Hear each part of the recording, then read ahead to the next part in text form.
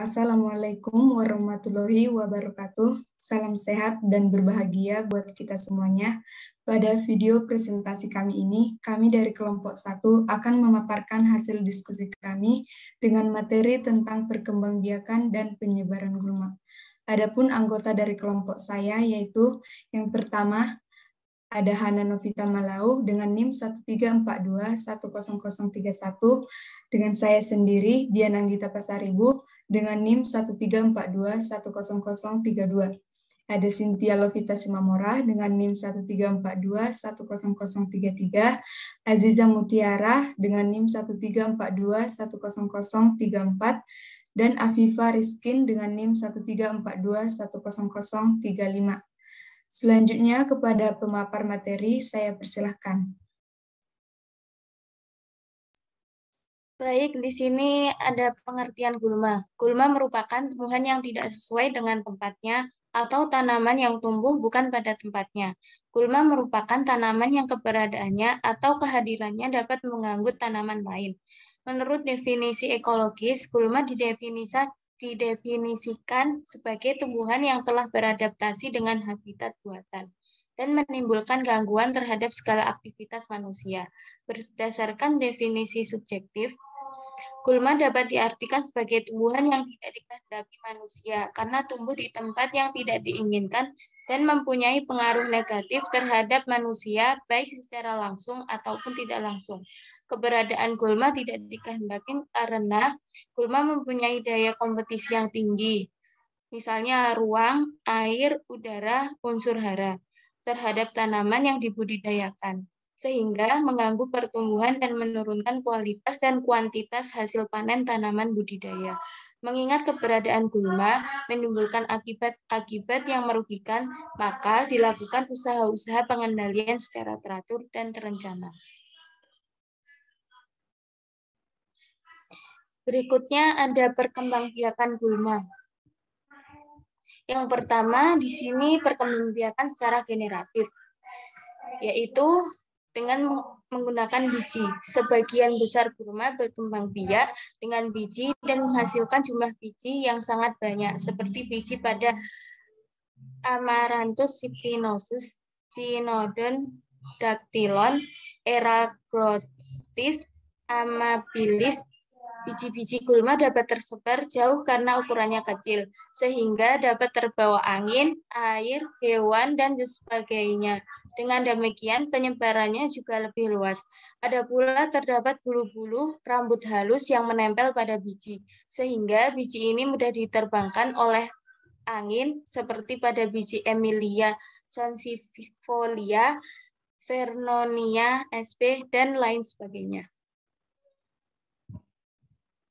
Yang kedua, terdapat spora. Ada juga beberapa gulma yang dapat berkembang biak dengan spora, di mana spora ini bila telah matang dapat diterbangkan oleh angin. Contoh tumbuhan yang berkembang biak dengan spora salah satunya adalah tumbuhan paku. Tumbuhan paku yang mudah kita lihat merupakan bentuk fase sporotif. Sporophyta berarti tumbuhan dengan spora karena menghasilkan spora. Bentuk generasi gametofit.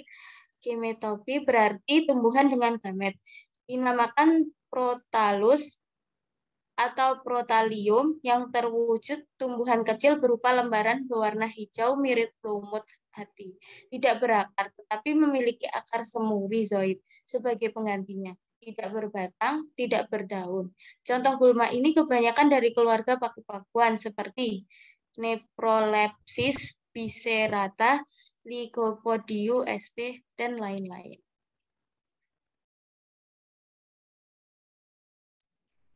Selanjutnya, perkembangbiakan gulma secara vegetatif yang pertama dengan stolon. Ada pula gulma yang dapat membentuk individu baru dengan stolon, yaitu bagian batang menyerupai akar yang menjalar di atas permukaan tanah, di mana batang ini terdiri dari nodus dan internodus. Pada setiap nodus dapat keluar serabut-serabut akar dan tunas sehingga dapat membentuk individu baru. Pada awalnya, klon yang berkembang pada stolon tergantung pada tanaman induk di dalam memperoleh nutrisi. Akan tetapi, seiring waktu, tanaman itu akan menghasilkan akar sendiri dan tidak lagi membutuhkan nutrisi dari stolon tersebut. Selain itu, dari klon yang berbentuk juga dapat keluar stolon itu sendiri, sehingga akan menambah jumlah koloni tanaman. Jaringan batang akan menjalar dengan cepat, menutupi tanah dan menciptakan tanaman muda baru. Contoh gulma ini adalah Paspalum conggatum dan Sindon catilon. Next. Yang kedua, melalui rizome atau akar rimpang. Akar rimpang yaitu batang beserta bagian-bagiannya yang menjalar di dalam tanah, bercabang-cabang, tumbuhnya mendatar dan pada ujungnya atau pada buku dapat muncul tunas yang membentuk individu baru. Rimpang merupakan alat perkembangbiakan, juga merupakan tempat penimbunan zat makanan cadangan, dan juga termasuk batang berbentuk tabung, mempunyai buku, ruas, tumbuh menjalar di bawah permukaan tanah. Contohnya alang-alang, Imperata cylindrica, rumput kakawatan. Yang ketiga ada corn. Corn adalah batang yang gemuk, pendek berdaging, dan terdapat di dalam tanah yang dilapisi daun yang mereduksi menjadi sisik dan terdapat tunas yang tumbuh. Misalnya pada Ranunculus bulbaceus, beberapa jenis gulma menahun mempunyai lebih dari satu organ perbanyakan vegetatif. Contohnya Sindon dactylon. Lanjut.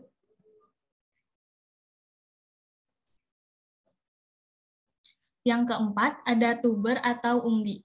Umbi merupakan pembekakan dari batang ataupun akar yang digunakan sebagai tempat penyimpanan atau penimbun makan cadangan, sehingga umbi tersebut bisa membesar. Pada beberapa bagian dari umbi, terdapat titik atau mata yang pada saatnya nanti bisa muncul atau keluar tunas yang merupakan individu baru dari gulma tersebut. Contoh gulma ini adalah keluarga dari Cyperaceae seperti Cyperus rotundus, Cyperus irinaria, dan sebagainya. Yang kelima, ada umbi lapis atau bulbus. Umbi ini memperlihatkan susunan yang berlapis-lapis, yaitu terdiri dari daun-daun yang telah menjadi tebal, lunak, dan berdaging. Umbi ini merupakan bagian umbi yang menyimpan zat makanan cadangan, sedangkan batangnya sendiri hanya merupakan bagian yang kecil pada bagian bawah umbi lapis itu. Di antara lapisan tersebut terdapat tunas yang dapat tumbuh atau batang yang memendek, mempunyai lapisan-lapisan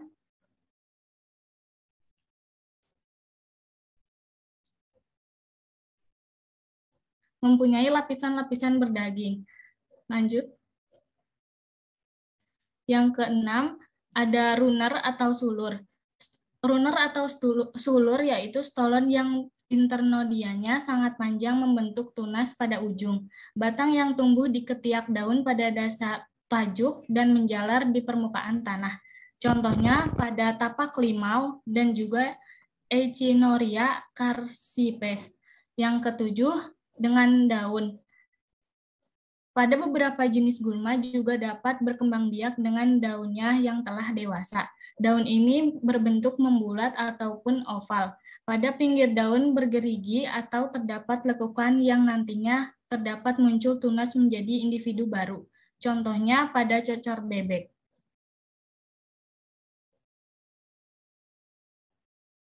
Yang kedua, penyebaran gulma. Penyebaran dan pengendalian gulma dapat menyebabkan kurangnya mutu hasil pasca panen. Beberapa bagian dari gulma yang ikut terpanen akan memberikan pengaruh negatif terhadap hasil panenan atau pasca panen. Misalnya, dapat meracuni, mengotori, menurunkan kemurnian, ataupun memberikan rasa dan bau yang tidak asli. Adanya tanaman gulma dalam jumlah populasi yang tinggi akan menyebabkan kesulitan dalam melakukan kegiatan pertanian dan menghambat kelancaran aktivitas pertanian, misalnya pemupukan, permanenan dengan alat-alat mekanis, dan lain-lain. Penyebaran gulma dari tempat ke tempat dapat terjadi melalui berbagai aktivitas sebagai berikut. Yang pertama, aktivitas atau kekuatan sendiri. Jenis gulma dari famili Leguminosae mampu melakukan aktivitas sendiri yang menyebarkan keturunannya melalui biji. Biji Leguminosae yang telah masak menyebabkan polong pecah sehingga biji terlempar keluar. Contohnya Mimosa pigra, Crotalaria junceae. Yang kedua, angin. Penyebaran dengan bantuan angin dapat mencapai jarak yang sangat jauh. Penyebaran dengan cara ini terjadi pada jenis gulma yang memiliki biji serta dilengkapi alat untuk penyebaran, misalnya Imperata cylindrica dan Eupatorium odoratum.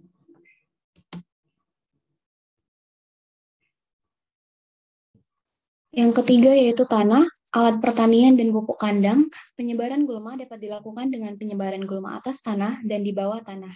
Bagian di atas tanah yakni biji, spora, dan potongan batang. Sedangkan di bagian bawah tanah oleh rimpang, geragi, umbi, dan akar. Pada dasarnya, gulma lebih dirasakan pada perkebunan besar, seperti perkebunan karet, kopi, kelapa sawit, kina, dan sebagainya. Yang keempat, melalui bantuan makhluk hidup. Biji gulma yang menempel pada bagian luar tubuh binatang dapat menyebarkan gulma yang disebut epizootori. Misalnya, Termeda arguens dan Triunita lapata. Burung yang makan bagian biji yang berlendir menyebabkan terikutnya biji. Manusia sengaja membawa gulma karena adanya keperluan lain. Misalnya, karena indahnya bunga untuk tanaman hias. Next. Yang terakhir yaitu kesimpulan. Yang pertama, gulma merupakan salah satu kendala utama dalam usaha pembudidayaan suatu tanaman. Gulma dapat tumbuh dan berkembang dengan pesat di lahan tanaman budidaya, sehingga dapat mempengaruhi pertumbuhan dan perkembangan tanaman budidaya itu sendiri, yang dapat mengakibatkan turunnya hasil panen baik dari segi kualitas maupun kuantitas. Yang kedua, gulma dapat berkembang biak dengan cara generatif ataupun vegetatif. Perkembangbiakan melalui generatif yaitu biji dan spora. Sedangkan melalui vegetatif yaitu melalui stolon, rizoma, korn, umbi lapis, sulur, dan dengan daun. Yang terakhir yaitu yang ketiga, penyebaran gulma dapat dilakukan dengan melalui aktivitas atau kekuatan diri sendiri melalui angin, tanah, dan bantuan makhluk hidup. Demikian hasil pemaparan diskusi kami. Apabila ada yang kurang jelas dan ingin ditanyakan, silahkan dikirim pertanyaan ke forum diskusi yang ada di Sepada. Sekian dari kelompok kami, terima kasih.